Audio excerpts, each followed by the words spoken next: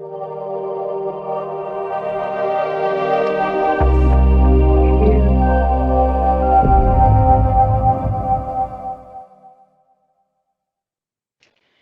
again and welcome. I'm Dr. Joanne Lasosky, author and journalism educator, and we are here today to discuss issues of importance to the Caucasus. Today with us is Dr. Jerard Libaridian.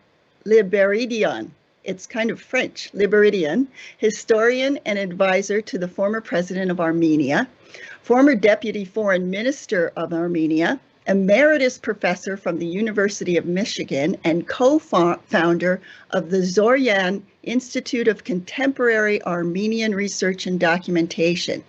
Welcome, Dr. Libaridian. Thank you, Dr. Lisotsky. Happy to be here. Thank you. Well, we know that Armenia and Azerbaijan were engaged in a terrible war just a few short months ago. You have recently said that Armenia should never have gotten into this war. Can you please share with us how you reached this opinion?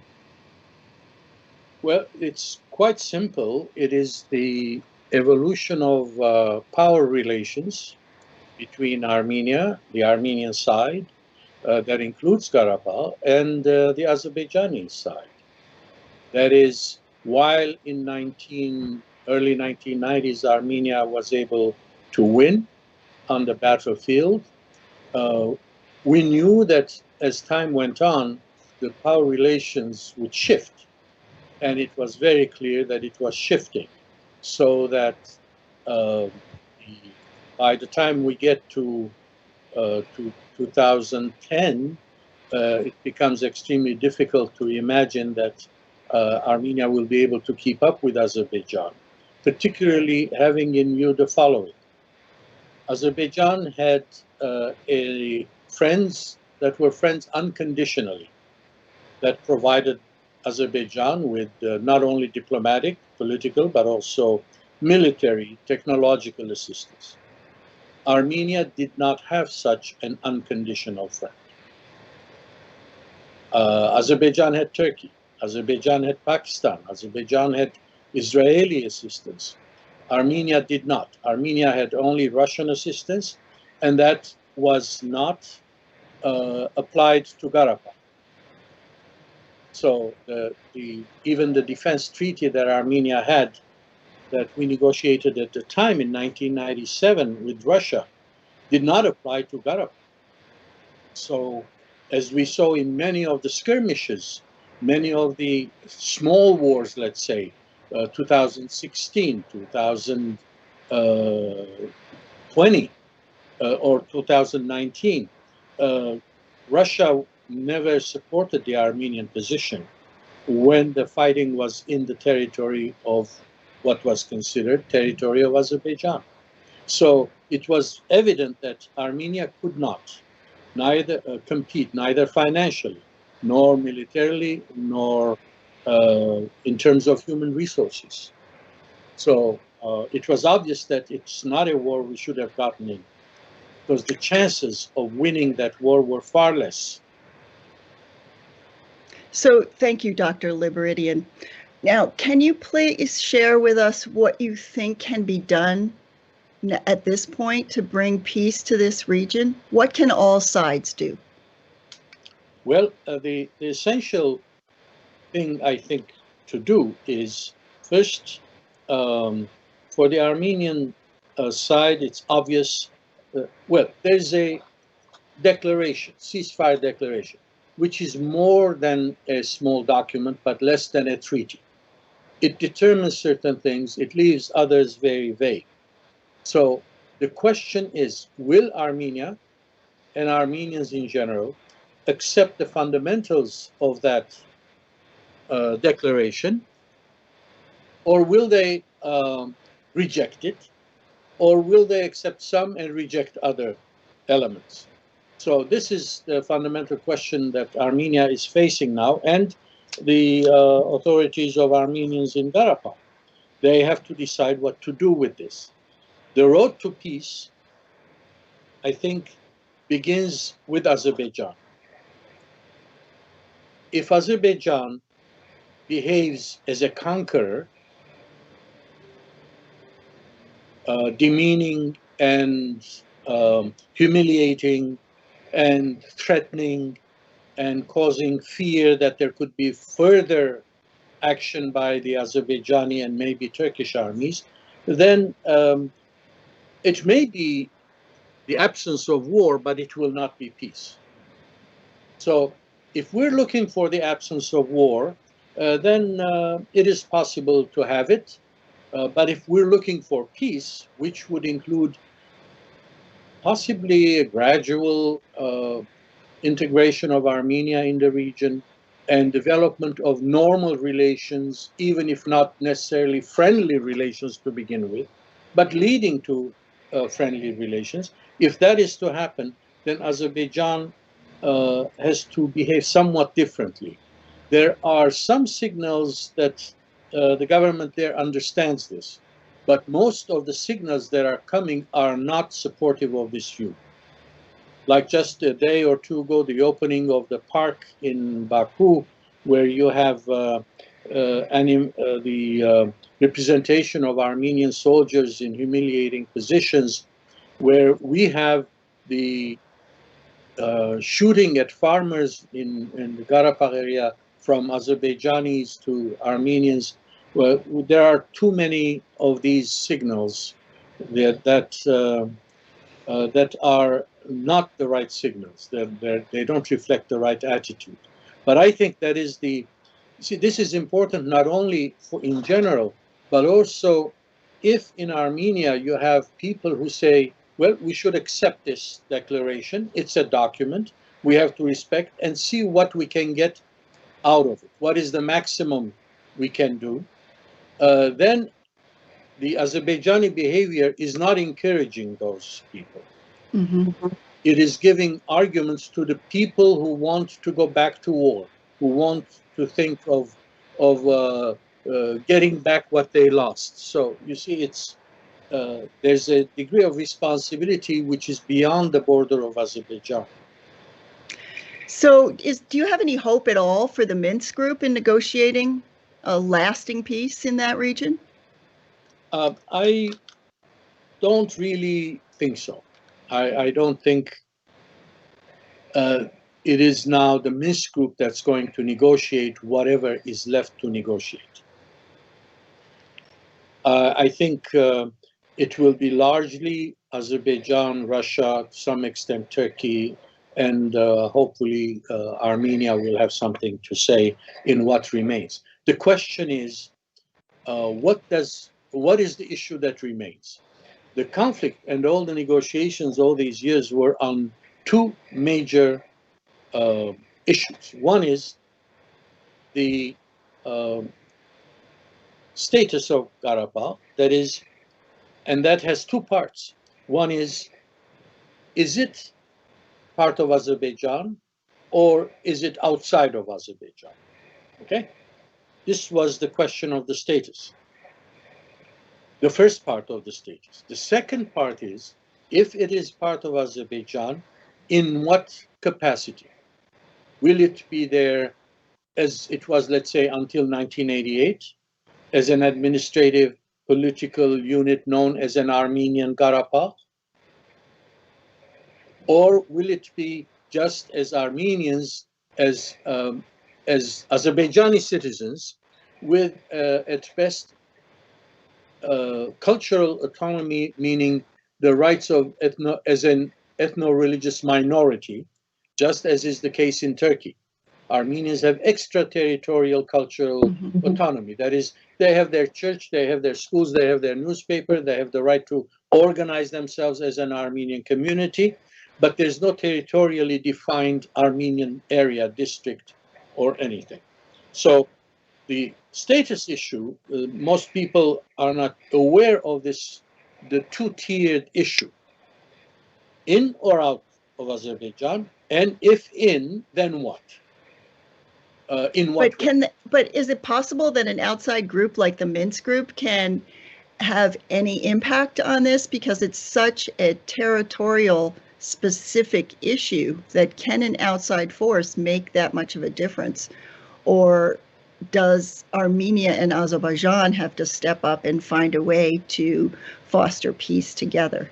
Well, I think, you see, Azerbaijan interprets the declaration, November 9, 2020 declaration, as having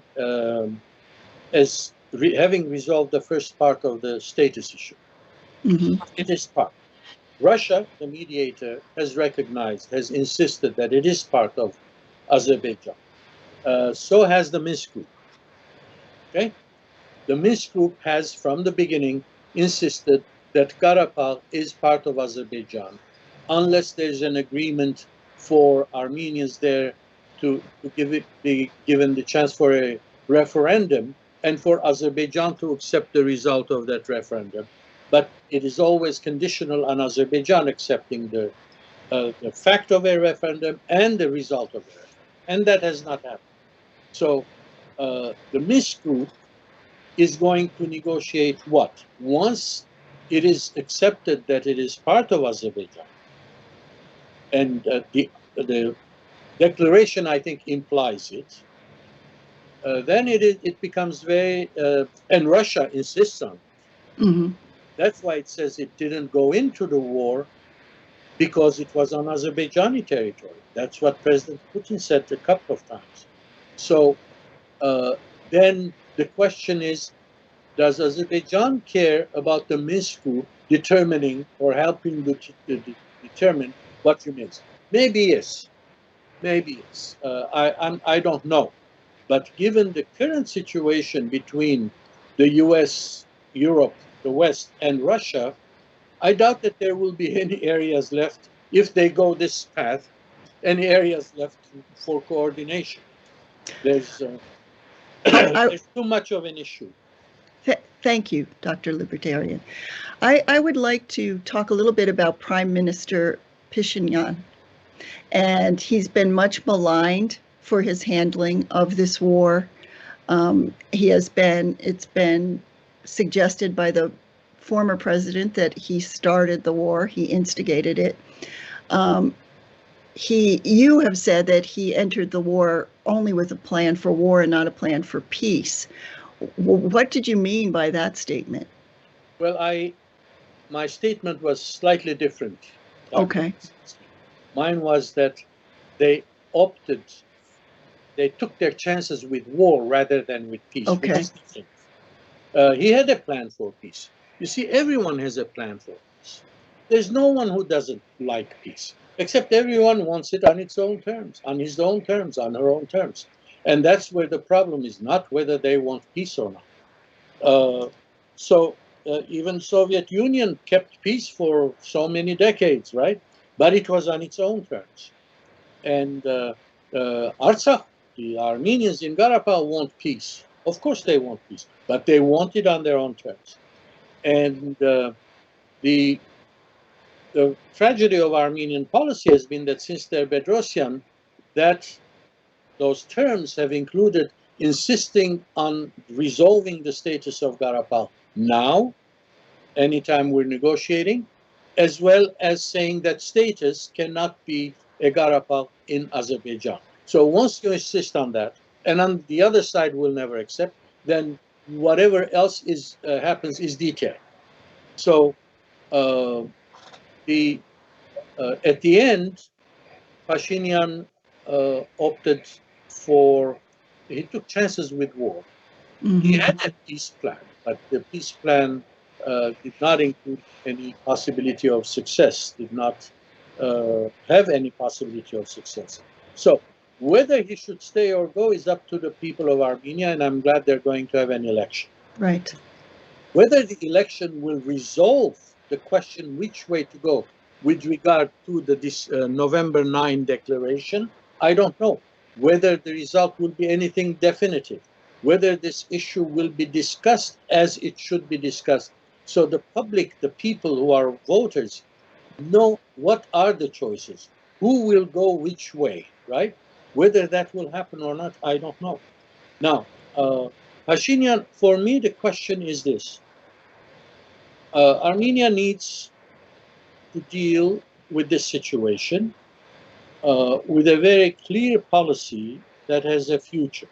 And that policy, in my view, must include discussing issues with Azerbaijan and Turkey. Now, that may not happen tomorrow, but it has to happen sometime soon. Because if Armenia does not speak with these two important countries, someone else will speak on behalf of Armenia. So for me, it's very obvious. Many people oppose this view. Look at what Azerbaijan did and is doing, and look at what Turkey. My position as a historian and a former diplomat is that diplomacy is to deal with your enemies, with your antagonists. Right. You don't need it with your friends. With your friends, you just sit and chat and have a drink and say, yeah, we agree. It is with the others that you need to talk. And I think this is a very important thing. Here, if this is the question, then is Pishinyan the best person, the best leader to do that discussion in terms of defending Armenia's interests? I think he has too much of a baggage. Mm-hmm. He is the defeated leader. He's the leader who miscalculated. I do not blame him solely for going to war and for losing them. That begins with the second president and continues with the third president, who did not negotiate a realistic plan. So, and the rhetoric, the Armenian rhetoric, made it almost impossible to go to compromises. The positions were hardened, and so Pishinyan did not see any chance that he could invest his political capital in having peace. Mm-hmm. So he's not solely responsible. There's a lot of responsibility to go around. But I think as the person who has the baggage and who has no credibility left, he is not the best person who could represent Armenia under the circumstances. So you mentioned that he called for the snap elections to come in June, I believe. And what is your opinion on what would happen if the opposition party is successful? Well, it depends who comes in as opposition. If it's the opposition in the streets, I am afraid it could be worse. Mm-hmm. If the opposition in the street are those who were formerly the government, Sister Bedrosian, mm-hmm. and those who are responsible partly for what happened, and those who don't want to accept any responsibility in what happened, who have not challenged their own thinking, and that's what needs to be happening. Now, there's opposition that is not part of the street opposition. There's opposition. You see, there's opposition that says the thinking was okay. Our assessment of power relations were okay. We could have won, except there was a problem or a few problems with the execution of the war. Okay? If you do that, then you're thinking in the same way as you used to, and you're going to end up in the same kind of problem or outcome. So there is opposition that is different. And that would be a number of young people. I don't know if they're going to end up as political parties, as a coalition. Mm-hmm. Bedrosian thinks, obviously, in a different way. As I was mentioning earlier before we started, for small countries, particularly in trouble like Armenia, in foreign policy, it's much more important to know what not to do, mm-hmm. as to what to do.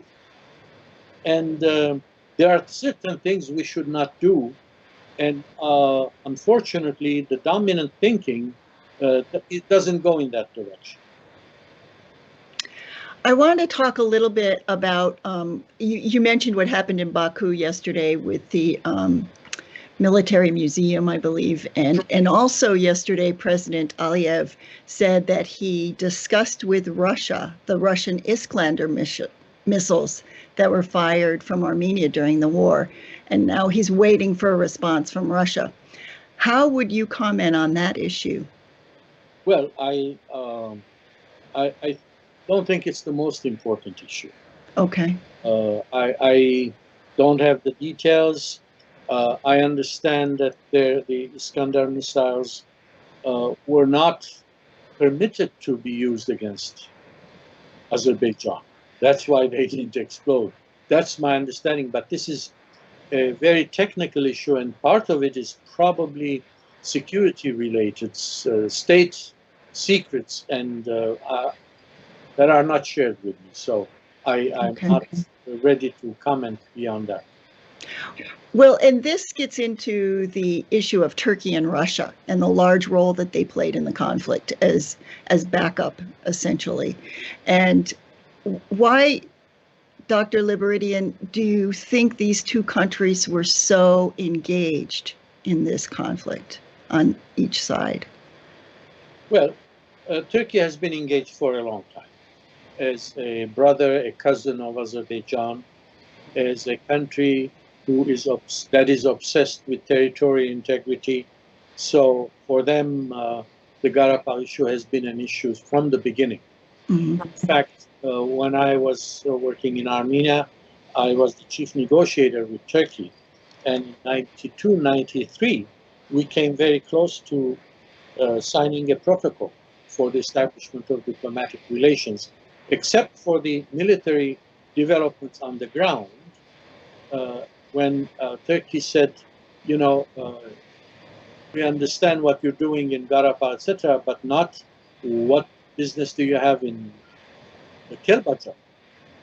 So then they broke the negotiations, and from then on, it had been relations with Armenia were linked to positive developments in the conflict of Karabakh, as far as Turkey is concerned.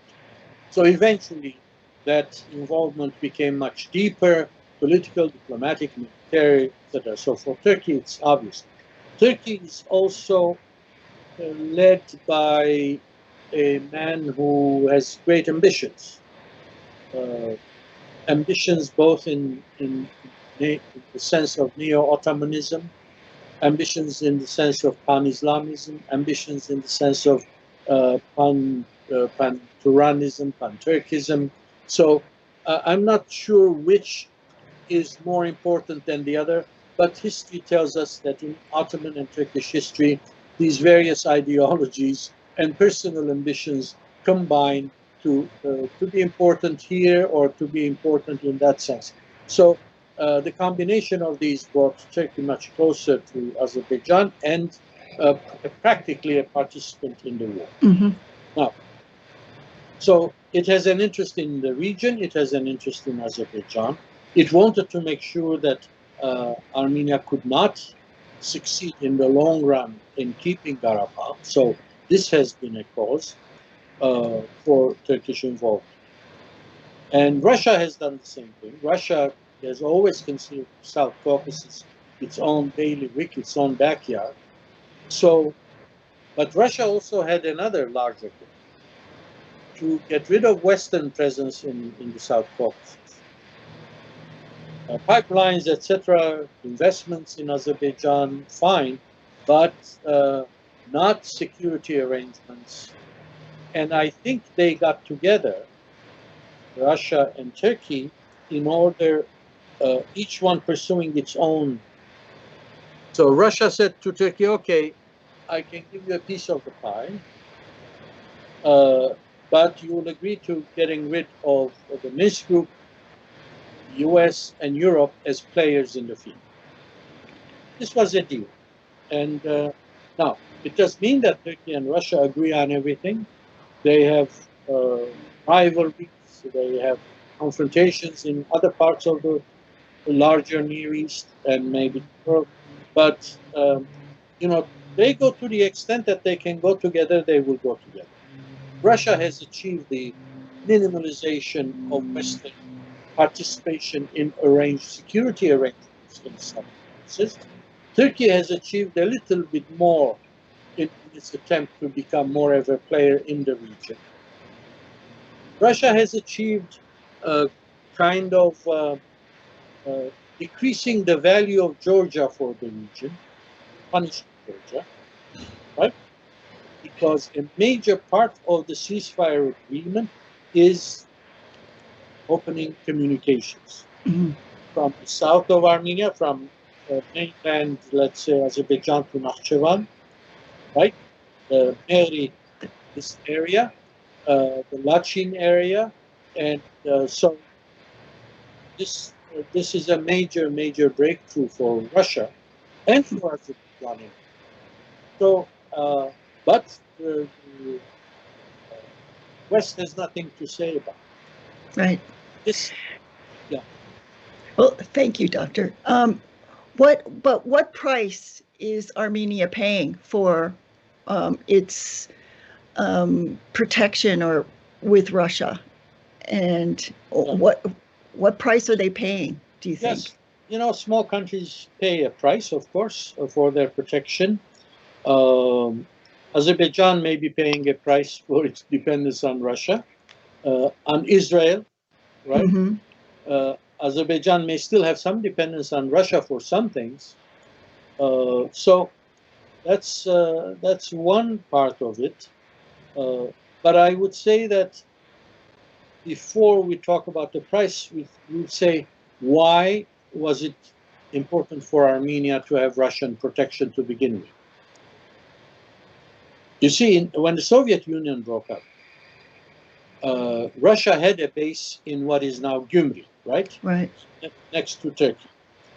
And President Yeltsin wanted to pull out its troops from Armenia, as it did from Azerbaijan.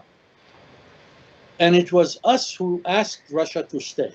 Because in the absence of a Soviet Union of which Armenia be part and therefore have a security umbrella, we would have no security unless we had normal relations with Turkey, which would minimize the danger Armenia felt from Turkey. So when Turkey decided that it would not normalize relations, it then remained a threat to Turkey. And that threat could not be met in any way other than alliance with Russia. This is the logic.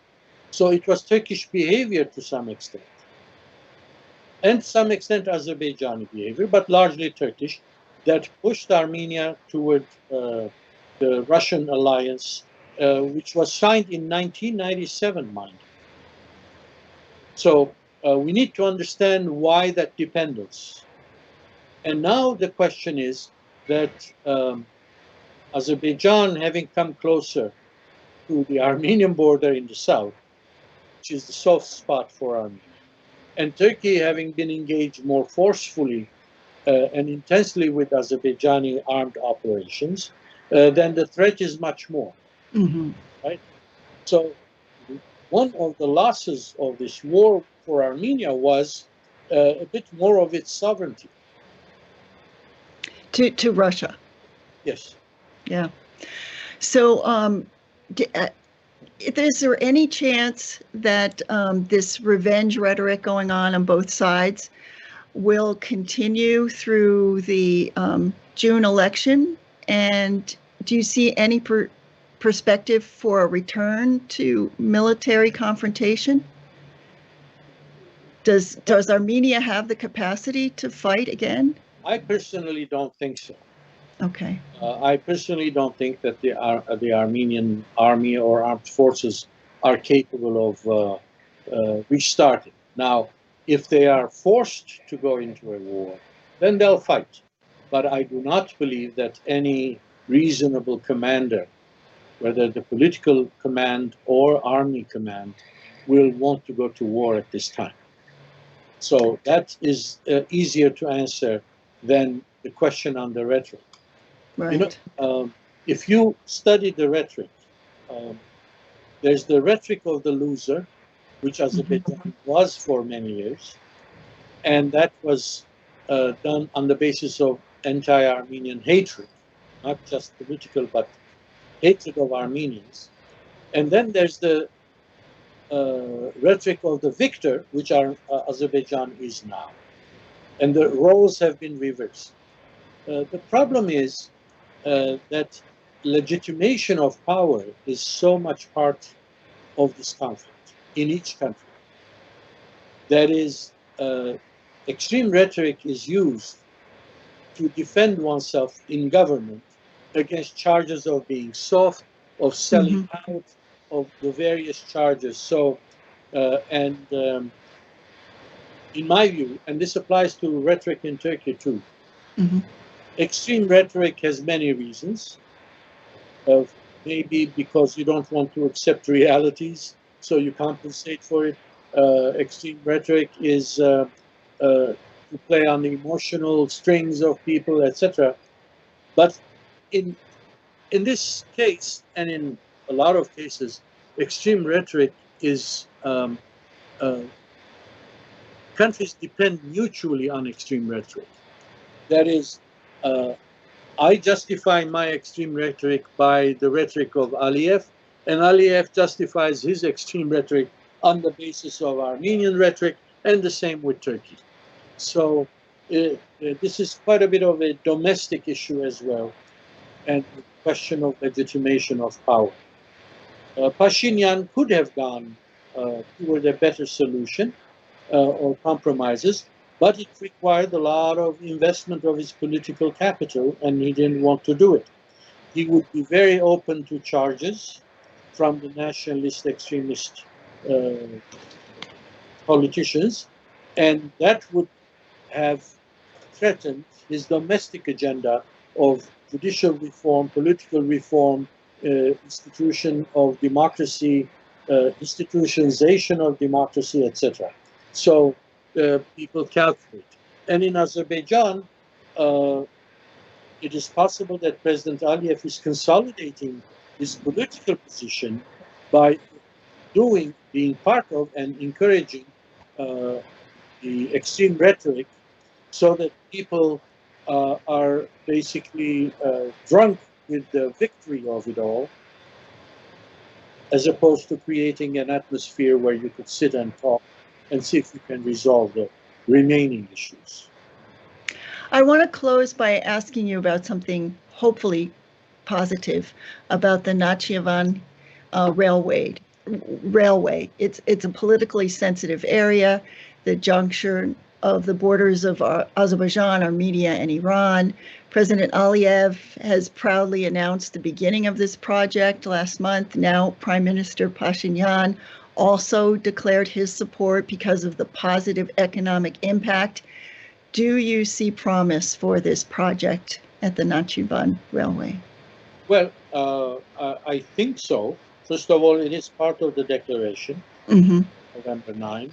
And if Armenia is to respect it, this is one of the key issues of the ceasefire agreement. And secondly, of course, it will be useful to Armenia. There's no question about that. All communications will be useful. There's fear in Armenia as to, number one, what form will this take? It's not clear.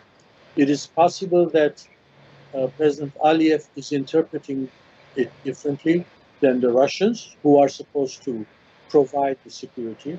And the Russians may be interpreting it differently than the government or people of Armenia. So there is a question as to how to proceed with that.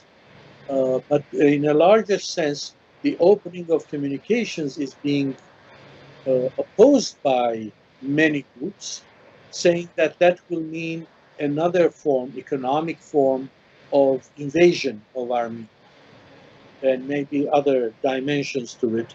So it is a very sensitive issue. And in the current atmosphere, it is very difficult to do it the right way. That is, it is seen as a threat by many as opposed to an opportunity. And it is both at the same time. Only if the rhetoric goes down, only if we start treating each other as neighbors, can that security come. At the end, I think it will be open. I think when and under what circumstances, I don't know. But it is a condition, and Armenia has undertaken the responsibility of permitting. So that is one area where if Armenia doesn't behave wisely and intelligently and cautiously, then there could be further trouble down the road. Well, I think that's a very good place to end. I want to thank you, Dr.